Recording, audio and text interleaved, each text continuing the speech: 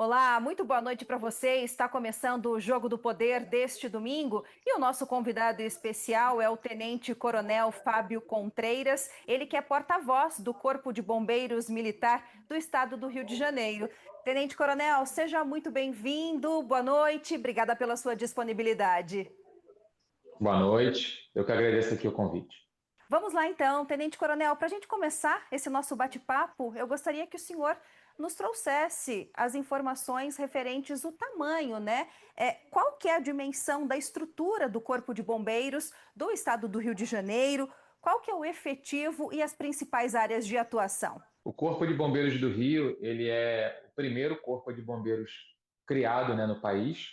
Foi criado em 1856, ainda à época, né, Império, criado por Dom Pedro II. Isso fez com que a gente tivesse uma estrutura muito grande. E a gente hoje tem em torno de 13.200 bombeiros militares, né, entre homens e mulheres. Ele é considerado hoje o maior corpo de bombeiros do Brasil em quantidade de efetivo. A gente atende, né, os nossos 92 municípios aqui no estado do Rio de Janeiro. A gente tem uma quantidade aproximada de mais de 1.000 viaturas operacionais. É uma estrutura realmente bastante grande, que exige toda uma estratégia, uma logística, para que realmente a gente tenha uma gestão e uma efetividade, né, em cada canto aqui do estado. A corporação atua em muitas áreas, né? Então a gente trabalha na área de combate a incêndio, salvamento veicular, né, em acidentes de trânsito. A gente trabalha também em pessoas muitas vezes. Aqui o estado do Rio tem paisagens, né, que tem montanhas, mar, então nós temos salvamento em montanhas, salvamento em alturas, em prédios muito altos. Os guarda-vidas fazem um trabalho muito importante, né, em toda a costa aqui do estado do Rio, área de mergulhadores, trabalho também de produtos químicos, né, que são os produtos perigosos, enfim, uma quantidade enorme, né, de atendimento. E recentemente a gente tem aumentado muito a atividade de desastres, né? Então, capacitando militares que conduzem cães farejadores, militares que são capacitados em atuar em ocorrências de desabamento de edificações, deslizamentos de terra. É um trabalho de muitas mãos, né? Então, a gente conta com cada militar comprometido aqui no Estado em fazer o seu serviço. E, no final de contas, também, né, a população é uma grande parceira nossa, né? A gente tem um trabalho muito importante também do atendimento pré-hospitalar. As nossas ambulâncias também atendem junto com o SAMU, né? A corporação aqui ela inaugurou o serviço de atendimento pré-hospitalar no Brasil em 86. O SAMU acabou vindo um pouco depois da gente e a gente tem essa parceria hoje também. Sem dúvida nenhuma, a maior estatística que a corporação atende hoje são as emergências médicas, né? Então, as ambulâncias fazem um papel importantíssimo também aqui no estado do Rio de Janeiro. Esse atendimento a 92 municípios que o senhor comentou envolve diferentes cenários: litoral, interior, região serrana. Tenente Coronel, quais são os principais desafios para atender essas necessidades específicas regionais? É o tempo-resposta, né? A gente aqui tem um projeto, que é o projeto Bombeiro 100%. Esse projeto ele está em andamento e até o final do ano a gente tem a meta de ter um quartel do Corpo de Bombeiros em cada município. Essa é uma realidade que não existe no Brasil. Em lugar nenhum do país a gente tem quartéis em cada município, que é a nossa realidade hoje também. A gente tem alguns quartéis que atendem dois, três municípios.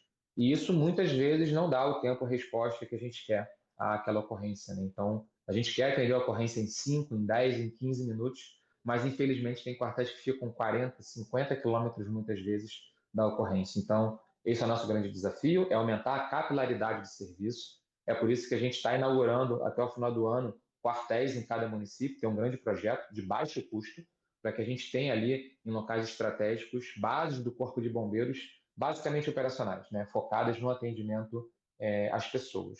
Um outro grande desafio que eu gosto sempre de falar é a parceria com a população no quesito de prevenção, né? A gente tem um grande desafio de conscientizar, educar, trazer serviço, né, para a população, para que realmente ela não se coloque em situação de risco de acidente, né? A gente está vendo, por exemplo, aqui no Rio, a gente tem mais de 20 mil salvamentos nas praias a cada ano. São 20 mil pessoas que se afogaram, né? E, obviamente, a grande maioria esmagadora delas a gente consegue resgatar com vida. E a gente tem um trabalho de prevenção, vídeos em redes sociais, folhetos, palestras.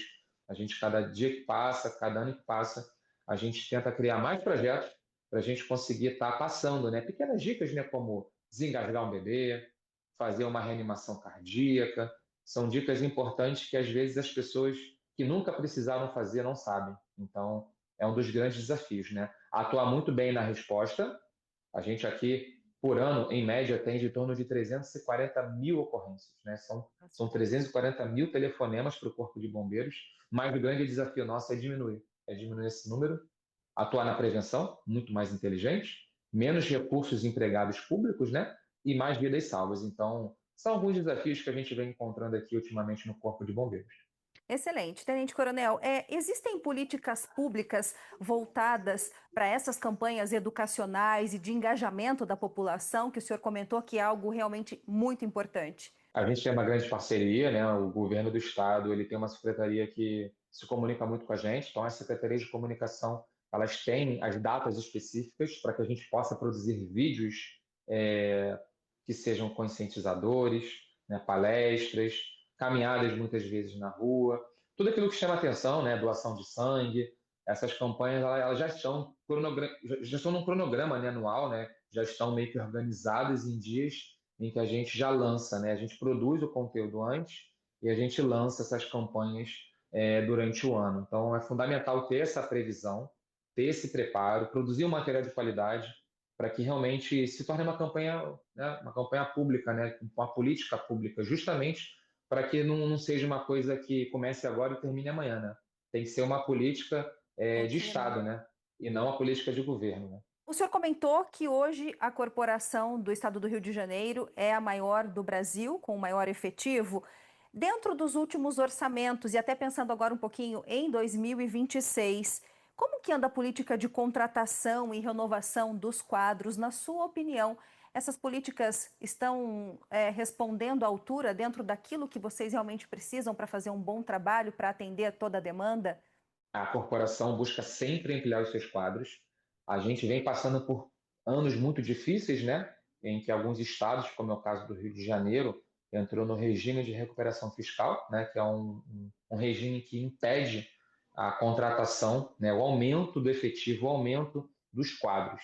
O que a gente tem ao nosso lado, a favor, é que os nossos quadros, as vagas que são específicas em lei, elas têm vagas ociosas. Então, a partir dessas vagas ociosas, a gente conseguiu realmente promover muitos concursos públicos.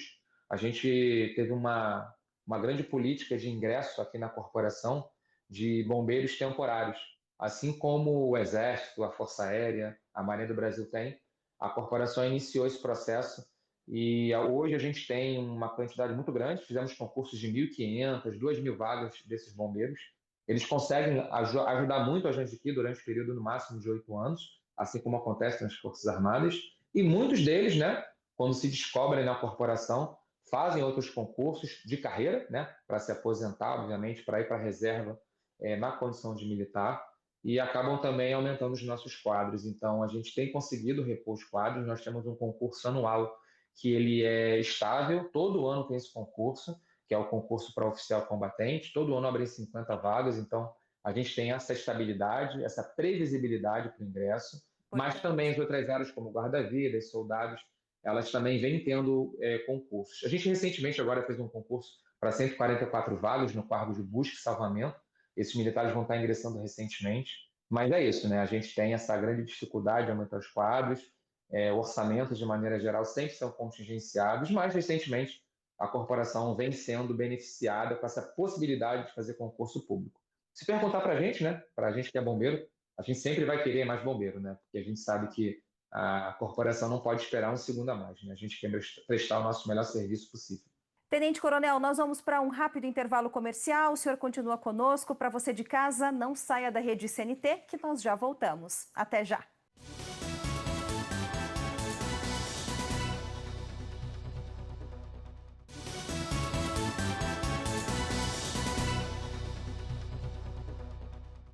Estamos de volta com o Jogo do Poder desta noite. O nosso convidado especial é o Tenente Coronel Fábio Contreiras, ele que é porta-voz do Corpo de Bombeiros Militar do estado do Rio de Janeiro.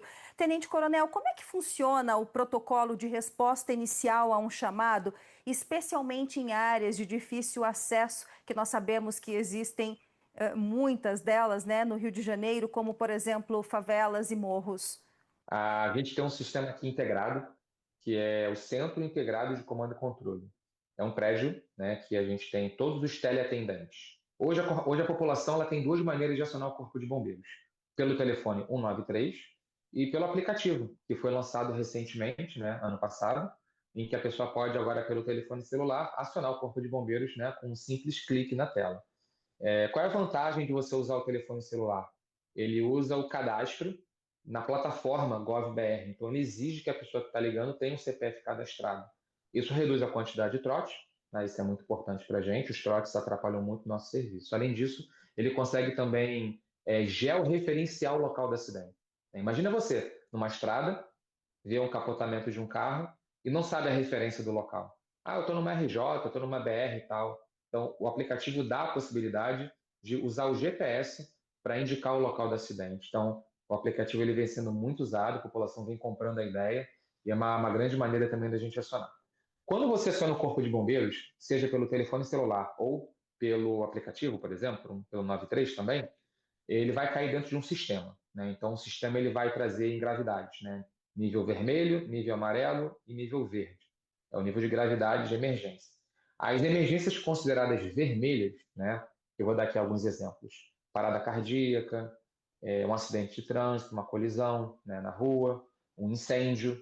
São ocorrências em que a corporação, imediatamente quando é acionada, ela tem que despachar a viatura. Não há confirmação de socorro. Em algumas emergências, algumas ocorrências, é protocolo nosso retornar a ligação para coletar mais dados.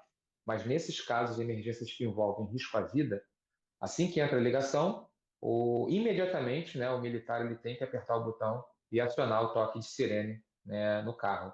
Uma média de 3 minutos é o tempo que uma viatura já está saindo do quartel para conseguir fazer o socorro. Então, existe um protocolo interno muito rigoroso para que não haja atrasos, né? Então, existe um regime disciplinar em que os bombeiros podem ser punidos, inclusive, justamente caso eles atrasem o socorro. É uma preocupação muito grande para que a gente consiga atender. O trabalho nosso nas áreas mais vulneráveis, né, geologicamente, ou até mesmo socialmente, que é o caso das comunidades aqui no estado do Rio de Janeiro, a corporação tem um trânsito sempre muito positivo nesses locais. A gente sempre consegue entrar, sempre com apoio da associação de moradores locais. A corporação é muito bem recebida na grande maioria desses locais. A gente tem viaturas que já são preparadas também para acessar geralmente ruas mais estreitas, né, em que uma viatura, um grande caminhão, às vezes não passa. Nós temos viaturas de menor porte que fazem esse atendimento. Nós temos motos que também fazem atendimento de maneira mais rápida a esses locais. Enfim, a gente absolutamente não faz distinção nenhuma, independente de onde vem esse socorro, né, do Estado, de qualquer área do Estado. A gente quer estar lá presente, fazendo o socorro o mais rápido possível. Excelente. Os bombeiros, assim como a polícia, eles enfrentam dificuldades para entrar em áreas dominadas, por exemplo, pelo crime organizado no Rio de Janeiro? O Corpo de Bombeiros, né, em especial, ele tem hoje um trânsito muito positivo. A gente, em algumas situações, e são situações excepcionais, tem certa dificuldade em algumas situações por alguma questão de bloqueio físico ou até mesmo por uma questão mesmo de segurança, né? Isso é raro, né? Porque justamente a corporação tem uma credibilidade muito alta, né? Hoje, nas pesquisas que fazem, né, no país, é uma instituição realmente que tem uma grande aceitação. E a própria comunidade, como necessita do serviço, como existem vidas em jogo, ela Abre as sempre nos ajuda. portas. Então, a gente consegue, exatamente, abre as portas para a gente. A gente, na grande esmagadora maioria das ocorrências, a gente consegue acessar, consegue fazer o nosso serviço. A população geralmente nos abraça, nos ajuda muito. Grandes eventos, Tenente Coronel. Quando nós falamos de Rio de Janeiro, nós pensamos, claro, no Réveillon de Copacabana, grandes shows que acontecem ao longo do ano também. Como que é a preparação do Corpo de Bombeiros Militar para esses shows, para esses eventos de grande porte e que recebem milhões de pessoas? A gente aqui no Rio de Janeiro teve uma grande escola, né? Em 2014 com a Copa do Mundo e em 2016 com as Olimpíadas, né? O Rio de Janeiro sempre recebeu eventos muito grandes, né? Uma cidade muito procurada turisticamente, mas esses dois grandes eventos que eu falei, esportivos, nos trouxeram, né, muitos aprendizados, né? Muitos erros, muitos acertos. E hoje a gente tem um setor dedicado aqui dentro do Corpo de Bombeiros, que é a terceira seção do Estado-Maior, como a gente diz aqui, que ela trabalha simplesmente com grandes eventos, né? Eleições, carnaval, enfim, campanhas de vacinação, alguma visita de alguma autoridade, né? Recentemente veio o príncipe, né, da Inglaterra aqui. A gente tem um setor que já planeja, né? Então, meses antes, eles já fazem reuniões com outros setores do governo, do Estado, por exemplo, ou da Prefeitura, se for necessário, ou do governo federal, independente do setor público. Existe uma integração muito grande, isso é planejado, é contingenciado, número de militares, posicionamento deles, onde fica cada viatura, é feito um croquis, é feito um simulado, é feita uma reunião. Então, tudo isso é pensado, né, justamente nas situações também que podem dar errado. E se acontecer isso, a gente faz o quê? Né? Qual o plano B? Então, a gente tem um setor hoje, sim, que planeja os grandes eventos e acaba sendo uma coisa tão rotineira que a gente já faz com uma certa facilidade. Quando a gente pensa no Réveillon, né? 2 milhões, 3 milhões de pessoas na praia, que é algo que pode assustar, a gente já está tão acostumado que o nosso planejamento ele vai sendo melhorado a cada ano, né? Existem reuniões que fazem feedback desses eventos. A gente pega os aprendizados e coloca no ano seguinte, para que a gente consiga dar um atendimento melhor ainda à população que aqui se encontra. Um exemplo disso é uma grande inovação que a gente fez recentemente, que é a colocação de médicos, né, médicas e médicos, nas nossas motos aquáticas na praia, um fato que era inédito no Brasil. A gente treinou esses bombeiros militares, né, que são médicos de carreira do Corpo de Bombeiros, a como se comportar e comandar uma moto aquática, porque a gente descobriu que o atendimento na areia, nos grandes eventos, em grandes shows, ele é muito mais rápido. Se o jet ski, né, como as pessoas conhecem, a moto aquática, ele consegue chegar 60% mais rápido do que uma ambulância que tem que atravessar uma avenida atlântica, por exemplo, que é uma avenida muito Lotada. movimentada. Então, esses estudos científicos, eles vêm também para trazer para a gente essa melhoria no atendimento. Estratégias diferenciadas agora para o carnaval, pensando na estrutura do sambódromo e na estrutura dos bloquinhos também, né, que invadem as ruas do Rio de Janeiro e recebem milhões de turistas, não só do Brasil, mas também do exterior. Como é que vocês montaram essa estrutura agora para 2026? São duas frentes de trabalho. É a frente operacional, que naquele dia específico, onde vai ter, por exemplo, o bloco, onde vai ter o desfile no sambódromo, a gente vai ter equipes fisicamente no local. Esse é o trabalho de operação. E temos também o trabalho de prevenção, que é o quê? É a exigência, conforme leis estaduais, que obrigam, né, os empresários, quem está fazendo o evento, a seguir algumas exigências relativas à segurança, como presença de ambulâncias privadas, né? Grande parte das festas são privadas, então eles têm a obrigação de colocar ambulâncias, bombeiros civis que fazem esse atendimento a festas particulares, por exemplo. Então, a lei exige que, conforme uma quantidade mínima de pessoas, tenha cada vez mais recursos de emergência. Por exemplo, nos blocos você tem que ter as saídas de emergência, você tem que ter toda uma documentação, como as ARTs, né, que são as anotações de responsabilidade técnica, para que os trios elétricos, por exemplo, tenham segurança, em questão também de eletricidade, questão mecânica. Então, esses documentos são apresentados por esses empresários para que realmente, por esses organizadores, né, dos eventos, para que o evento possa ter segurança. E assim também acontece no Sambódromo, né, que é considerado aí o maior carnaval, enfim, do mundo. A gente também exige uma série de obrigações para que o sambódromo esteja em segurança, né? O outro lado do projeto, né, o outro lado dessa grande operação, é o lado da presença. Então, no sambódromo, a gente tem a presença de muitas viaturas, né? Viaturas que estão na concentração, viaturas que ficam no meio do sambódromo, viaturas que ficam na dispersão, justamente porque a gente já sabe o tipo de ocorrência que vai ter. Vou dar um exemplo. A gente tem algumas ocorrências de incêndios, né, que acontecem nos carros alegóricos em algumas situações. Então a gente já tem extintores de incêndio, bombeiros muito próximos desses locais. Uma outra ocorrência muito comum também: pessoas que vão em cima do carro alegórico e ficam presas lá em cima, não conseguem sair por algum motivo. A gente tem militares especializados em salvamento em altura, que conseguem subir, descer com corda com segurança. Então, esse é um trabalho também, obviamente, de muita preocupação. A gente fica ali todos os dias do desfile ali, durante todo o desfile. São militares que trabalham, né, durante o carnaval, inclusive com regime extra, né? A gente tem uma escala extra para aumentar a quantidade de bombeiros no dia a dia. Então, esses militares eles são remunerados, né, pelo regime adicional de serviço, justamente para que a gente consiga dar o atendimento a essa festa que é muito grande. Excelente. Nós vamos para mais um rápido intervalo. Para você de casa, não saia da rede CNT pelos canais espalhados por todo o país, que nós já voltamos. Até já.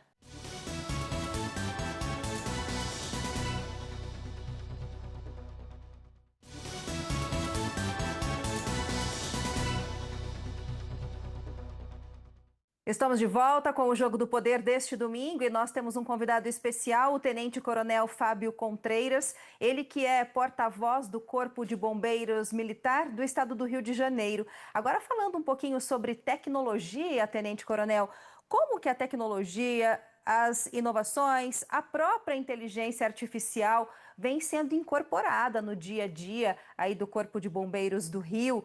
E como que o senhor vê o papel dessa tecnologia daqui para frente, né? Por exemplo, helicópteros, drones, eles já fazem, já desempenham um papel muito importante nos salvamentos, né? E em tantas outras questões. O uso da tecnologia é um aliado hoje? É um grande aliado. A gente tem que ficar atento o tempo inteiro no que acontece no mundo. A gente frequenta feiras, né, do tema, congressos, tanto no Brasil quanto fora do Brasil, porque hoje a mesma tecnologia que é usada na Europa, né, pela facilidade da informação, é usada aqui no Brasil, né? Então, o Rio de Janeiro não é diferente. A gente tem muitos equipamentos que, infelizmente, não são fabricados no Brasil. Então, grande parte deles, né, quando são comprados, são importados, né? Que é o caso de viaturas, por exemplo, as escadas, né? Escadas que fazem esse salvamento nos incêndios que atinge 90 metros de altura. Hoje nós temos uma escada de emergência e consegue alcançar um prédio de 30 andares, por exemplo. Então, a tecnologia ajuda muito. Os drones, como você bem falou, eles nos ajudam demais. E quando a gente fala de drone, a gente pensa muito no drone só gravando, né? Mas os nossos drones aqui tiveram que se adaptar à realidade. A gente, por exemplo, tem um drone que tem um megafone no drone. Ele manda uma mensagem nas praias para que as pessoas saiam dos locais de risco. Bandeiras vermelhas, tem mensagens gravadas em inglês, em português, em espanhol, justamente para atender também os Atender os turistas. Então, públicos. exatamente. Então, os drones também têm esse trabalho, tem grandes faróis acoplados no drone que conseguem alcançar 800 metros de comprimento para buscar pessoas desaparecidas no mar, por exemplo, uma embarcação. A gente tem câmera térmica. A câmera térmica ela é fundamental no drone, que ela consegue mostrar para a gente o que é um ser humano, né, e o que não é um ser humano, o que é vida e o que não é vida. A câmera térmica dentro de um incêndio também, que é carregada na mão, ela também consegue mostrar para a gente, dentro de um local com muita fumaça, em que a visibilidade é zero, onde está a vítima. Então, a tecnologia ela salva verdadeiramente vidas, ela traz para a gente muita facilidade. O bombeiro hoje, ele não trabalha só com força física, né? Ele trabalha com muita técnica. A gente tem um sistema, por exemplo, que ele consegue medir a quantidade de ar dentro do cilindro, né, que o bombeiro está usando dentro de um incêndio. É um sistema que usa telemetria, né, informações, né, via radiação infravermelha. A gente consegue ter essa informação muito rápida dentro de um sistema. A tecnologia ela é muito presente. A gente cada vez mais trabalha com equipamentos que têm muita sensibilidade, tem que ser limpos o tempo inteiro, baterias específicas, que é o caso, por exemplo, das nossas máscaras que a gente usa, elas têm agora uma câmera dentro delas, tem microfone. Então a gente não pode ficar longe da tecnologia. A tecnologia ela veio para somar e sem dúvida nenhuma a tecnologia é muito bem empregada, com um bombeiro muito bem treinado, e é bom falar que não adianta tecnologia se o bombeiro não estiver treinado, certamente ela vem para salvar mais vidas. Tenente Coronel, quando nós falamos em afogamentos, né, esses números ainda são muito preocupantes. Nós sabemos que as praias do Rio de Janeiro são famosas no mundo inteiro, atraem banhistas do mundo todo também. Existem campanhas, né, de conscientização, não só para turistas, mas também para os próprios moradores. Qual que é o perfil das vítimas? A gente tem aqui um perfil bem diversificado, né? Tanto de moradores que muitas vezes não frequentam muito a praia, mas moram no Rio de Janeiro e se afogam, como também de turistas, né? Principalmente turistas de dentro do país também, né? Tem muitos estados no país que não tem praia e as pessoas vêm para cá muito animadas, às vezes nunca viram mar na vida e acabam se afogando porque não conseguem avaliar o risco, né? Tem também, obviamente, turistas estrangeiros, Mas, dentro de todos esses 20 mil, né, afogamentos que acontecem em média por ano aqui no estado, o perfil que prevalece, né, é do jovem, né, do sexo masculino. É claro que tem vários motivos para isso que acontece, né? Tem várias dicas que a gente geralmente dá para que o afogamento não aconteça, como você bem falou, campanhas de conscientização, vídeos nas redes sociais dando dicas.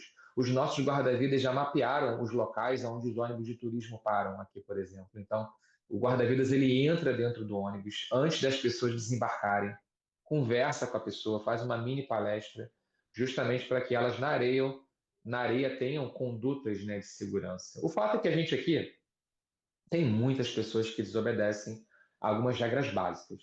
Vou dar um exemplo aqui. Primeira coisa é, chegou na praia, você tem que ficar num posto, próximo, né, de um posto de guarda-vidas. Porque lá, qualquer dúvida, você vai tirar a dúvida com o guarda-vidas, ele vai comentar o que é mais seguro para você, então você fica seguro. Uma outra coisa que as pessoas não respeitam, as cores das bandeiras. Bandeira vermelha, não entra. Ali tem uma vala. As pessoas muitas vezes insistem em mergulhar em locais de bandeira vermelha. A recomendação é mergulhar em locais de bandeira verde, em último caso, buscar a bandeira amarela, né? Então, assim, são dicas básicas, como também o uso exagerado do álcool. Muitas pessoas acabam exagerando, né, em bebidas alcoólicas. Isso diminui o reflexo, diminui o equilíbrio. A pessoa está cansada, final do dia, entra no mar e acaba se afogando, né? Uma outra coisa também que a gente costuma ter muito problema também é com banho de mar à noite. Verão muito quente, Por as causa do pessoas calor querem mergulhar à intenso? noite por causa do calor, elas ficam querendo estender a sua presença na praia até altas horas e aí elas se afogam. Então, eu costumo dizer que em nenhum local do mundo é recomendado o banho noturno. Não existe essa recomendação. Vários locais são proibidos de você até entrar na areia, em vários países. E as pessoas acabam se afogando. Justamente por quê? Porque de noite a visibilidade é zero. Você não vê uma pedra, não vê um buraco, não vê um animal marinho, você não vê a corrente de retorno. Então o afogamento ele é muito mais letal à noite. Por isso que também é uma grande dificuldade nossa aqui no estado de conscientizar a população para evitar esse banho noturno, né? A gente faz muitas campanhas, mas infelizmente em alguns momentos a gente ainda atende alguns afogamentos que acontecem inclusive com óbito, né, com morte aqui no estado. Acho que a palavra de ordem seria bom senso também por parte da população, não é, Tenente Coronel? Porque não adianta só o Corpo de Bombeiros fazer com maestria a sua parte, todo o planejamento, toda a estratégia, e a população não seguir regras básicas como essas, né, que o senhor está trazendo para nós agora. Bom senso é a palavra e respeito também é muito importante, as orientações, né, dos guarda-vidas. Eu vou dar um exemplo rápido aqui. No dia 31 de dezembro do ano passado, que é o grande Réveillon, nós tínhamos um aviso de ressaca no mar, emitido pela Marinha do Brasil. Nós fizemos um grande trabalho de conscientização. Produzimos um vídeo, inclusive, em que a gente está falando no vídeo, que tocou no telão do grande show do Réveillon na praia, em que a gente fala: não entre no mar, fique na areia, né? E mesmo assim as pessoas acabaram infringindo. Desrespeitam. E a gente ficou com mais de 500 afogamentos nessa noite. Então, eu sou otimista, eu acho que a população, aos poucos, ela vem entendendo, né, a importância que é respeitar o Corpo de Bombeiros. Não está perto, está longe ainda do que a gente quer, da conscientização, da redução desses números, mas eu sou otimista, eu acho que a gente cada ano que passa, a gente vai um pouco mais conscientizando a população. O fato é que a população, ela acaba não acreditando que vai acontecer com ela. Ela só acredita verdadeiramente quando acontece com um vizinho, com um amigo, com um familiar. Ela acha que com ela não acontece. Então, essa falta, né, de senso de risco é o que faz as pessoas muitas vezes enfrentarem o mar, mesmo naquelas condições que não são próprias para o banho.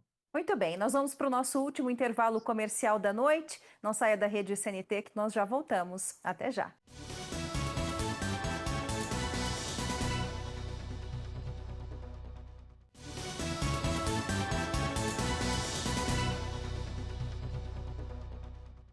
Estamos de volta com o Jogo do Poder e hoje o nosso convidado especial é o Tenente Coronel Fábio Contreiras, ele que é porta-voz do Corpo de Bombeiros Militar do Estado do Rio de Janeiro.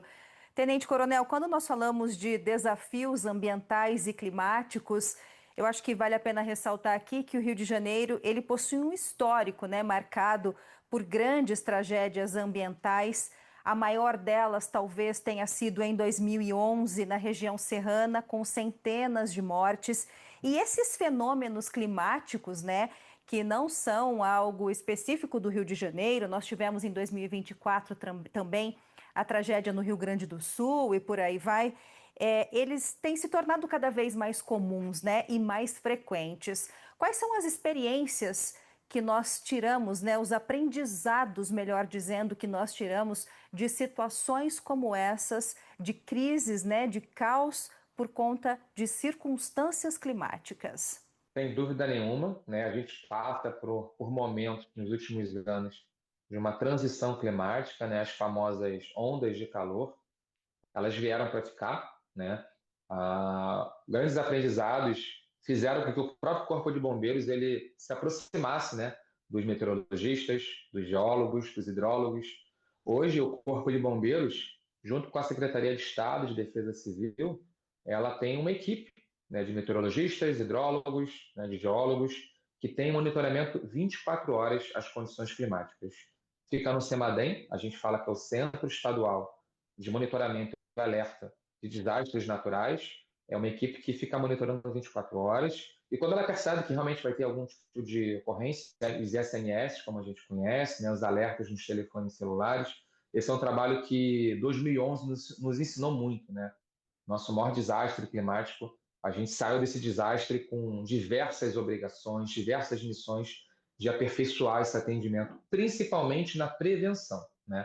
Então, eu costumo dizer que a ocorrência de 2022 aqui no Rio, que foi em Petrópolis, né, que também ceifou a vida de milhares, de centenas de pessoas, ela seguiu um pouco, né, essa linha de 2011, mas eu costumo dizer que foi uma tragédia que podia ser muito, mas muito maior se a gente não tivesse implementado as políticas públicas, né, de treinamento a essas comunidades vulneráveis, né? Então, você vê que a gente anualmente entra na comunidade, faz um treinamento, faz palestra, faz simulados. A gente colocou desde então, desde 2000, essas sirenes, né, que são muito famosas no Brasil. Essas sirenes começaram aqui. Essa conscientização das pessoas respeitarem a sirene, não perderem tempo buscando itens pessoais. Então, o treinamento, essa repetição, ela faz com que a gente tenha as comunidades mais seguras, né? E menos, obviamente, pessoas vão se expor às dificuldades. A gente teve que evoluir muito como Corpo de Bombeiros. Nós criamos cursos que não existiam aqui antes, principalmente os cursos voltados para os desastres, né?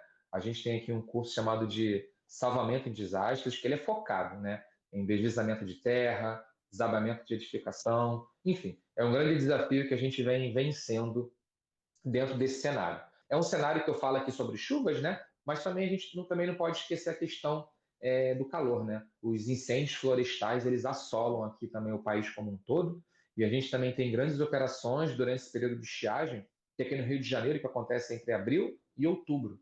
A gente tem uma escala extra, operações que envolvem mais militares, para que a gente consiga realmente evitar os incêndios florestais. E é bom falar, né? O incêndio florestal 99% não tem causa natural, é causa humana. É o ser humano que vai lá de maneira acidental, proposital, ele faz o fogo acontecer. Então, campanhas de conscientização na imprensa, vídeos, tudo isso ajuda muito a gente a reduzir essa quantidade de ocorrências. E, Tenente Coronel, o Corpo de Bombeiros basicamente trabalha para oferecer segurança, bem-estar, para zelar pela vida, né, da comunidade, da população de forma geral. E eu acredito que isso traga uma sobrecarga emocional grande, né, para toda a corporação.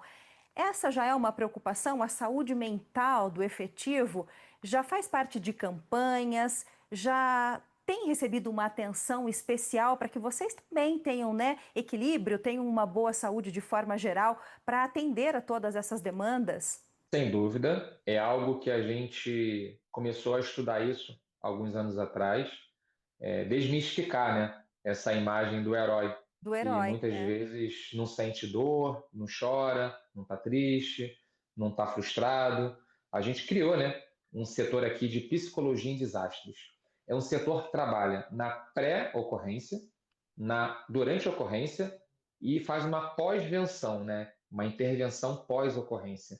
A gente percebeu que muitos bombeiros desenvolviam transtornos emocionais, né, como o transtorno pós-traumático, como também a síndrome de burnout, são transtornos que acometem no mundo inteiro, né? Os profissionais da segurança pública de maneira geral. Então, nós temos no Corpo de Bombeiros um projeto, né, com psicólogos, que são bombeiros também, com psiquiatras e com assistentes sociais, em que eles, durante uma grande ocorrência, que envolve um grande número de mortes, eles fazem reuniões diárias com as guarnições que estão trabalhando. Eles conseguem identificar as pessoas que estão precisando de um acolhimento e de uma Um apoio. intervenção, tá, psicológica, um apoio especial. Essa pessoa é retirada, tem um trabalho em cima dela, para que ela volte para o campo de batalha, como a gente fala, que consiga render. Porque a gente não tem interesse no que o bombeiro não renda, né? Existem vidas para serem salvas e nós também somos seres humanos, nós precisamos também desse apoio, né? Senão a gente adoece também mentalmente. Muito bom. Tenente Coronel, nós estamos chegando já nos momentos finais do nosso programa e eu abro agora então para suas considerações, por favor. Queria primeiramente agradecer aqui o espaço. A corporação ela precisa cada vez mais, né, se aproximar da sociedade. Quando a gente fala em corpos de bombeiros em todo o país, né, a gente tem 27 corpos de bombeiros em todo o país. Todos eles falam a mesma língua, independente do estado, né, em que as pessoas moram. E a gente sempre fala: confiem no corpo de bombeiros, sigam as orientações. Hoje em dia, o canal mais fácil para você pegar uma orientação, pegar uma dica, são as redes sociais, não há como. Hoje em dia é muito fácil de passar essa informação, então sigam as redes sociais dos corpos de bombeiros dos seus estados, tirem dúvidas, né? E sempre que puder, né, lembrem do número. Muitas pessoas esquecem o número quando precisam da corporação, então lembra que é 193. Temos muito casos de pessoas que confundem o número e acabam acionando de maneira muito tardia o corpo de bombeiros. A nossa missão é essa, né? Vida alheia e riqueza e salvar, esse é o nosso lema. E se for necessário, a gente faz o nosso sacrifício da nossa própria vida em prol do semelhante, que é o nosso juramento. Então, a corporação está do lado da sociedade, contem sempre com a gente, né? E muita responsabilidade, muita prudência, muita atenção nesse carnaval que é o mais importante. Muito bom. Em nome da Rede CNT, agradeço a sua participação, Tenente Coronel. Obrigada também pelo seu tempo, por todos os esclarecimentos. Um ótimo trabalho por aí. Parabéns por esse trabalho brilhante que a corporação faz. Até uma próxima oportunidade. Boa noite. Grande abraço, boa noite. E para você de casa, muito obrigada também pela sua companhia. No próximo domingo, um novo convidado, um novo entrevistado por aqui no Jogo do Poder. A gente se vê. Bom descanso. Até mais.